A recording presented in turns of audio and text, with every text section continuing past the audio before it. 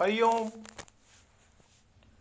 Knowledge plus में हम सभी विद्यार्थियों का स्वागत करते हैं।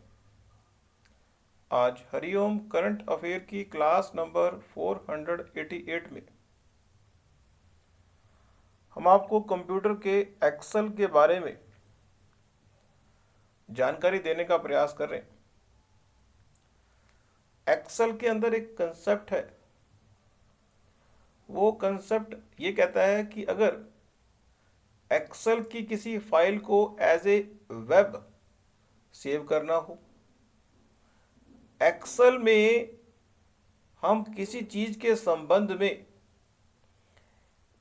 अगर कोई संस्था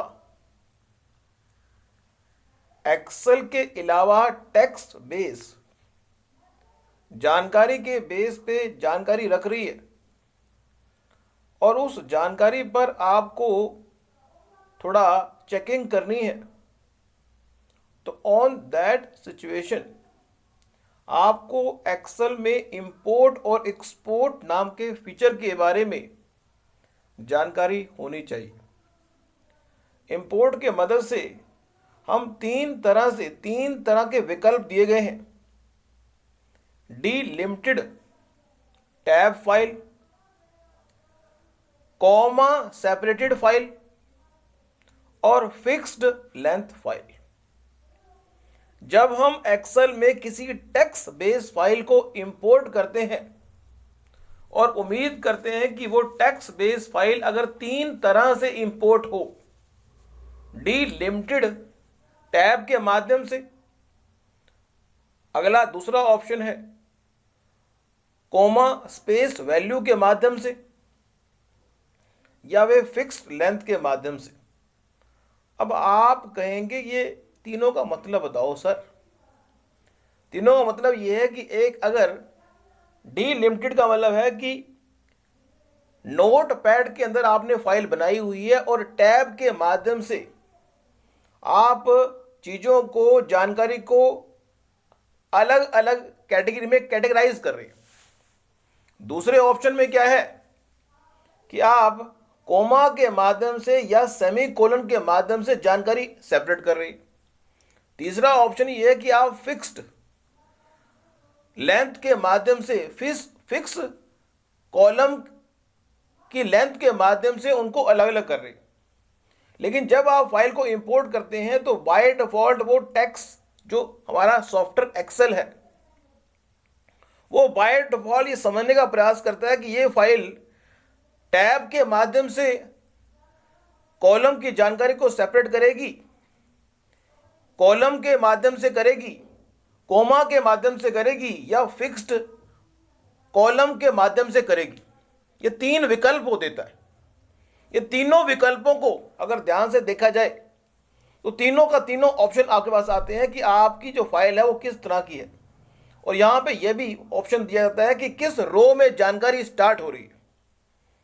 तो ये तीन विकल्पों के माध्यम से जब हम इंपोर्ट करते हैं तो हम बड़े आसानी से इसको इंपोर्ट कर पाते। विजार्ड के माध्यम से ये जानकारी हम इंपोर्ट करते हैं। इंपोर्ट करने के बाद फिर हम जो एक्सेल के फीचर हैं उनकी यूज करके उस जानकारी पर जो भी हमने विश्लेषण करना है कर सकते। लेकिन यहां पे दो ट्विस्ट ये है कि अगर जानकारी में आपने कुछ जानकारी इंपोर्ट की, उसके बाद 2 दिन बाद जो इंपोर्ट की जानकारी है उसमें चेंज हो गया, या तो आप स्टैटिक तरीके से इंपोर्ट करेंगे या डायनेमिक तरीके से। अब यहां पे स्टैटिक तरीके से अगर इंपोर्ट करेंगे तो हर बार आपको नए सिरे से इंपोर्ट करना पड़ेगा। अगर डायनेमिक तरीके से अगर इंपोर्ट करेंगे तो आपको हर बार इंपोर्ट नहीं करना पड़ेगा। आप जब भी फाइल को ओपन करेंगे वो एक्सेल क्या करेगा, वो रिफ्रेश करेगा और इंपोर्ट की प्रोसेस को रिफ्रेश करते हुए जानकारी जो अगर हमने मेन फाइल में मींस इंपोर्ट होने वाली जो टेक्स्ट फाइल है उसमें अगर कोई चेंज कर दे, मान लो आप कंप्यूटर में बैठे हुए हो, अगर इंपोर्ट होने वाली जो फाइल है, जो टेक्स्ट फाइल है, उसको अगर चेंज कर दिया जाएगा तो एक्सपोर्ट वाली फाइल भी चेंज होनी चाहिए।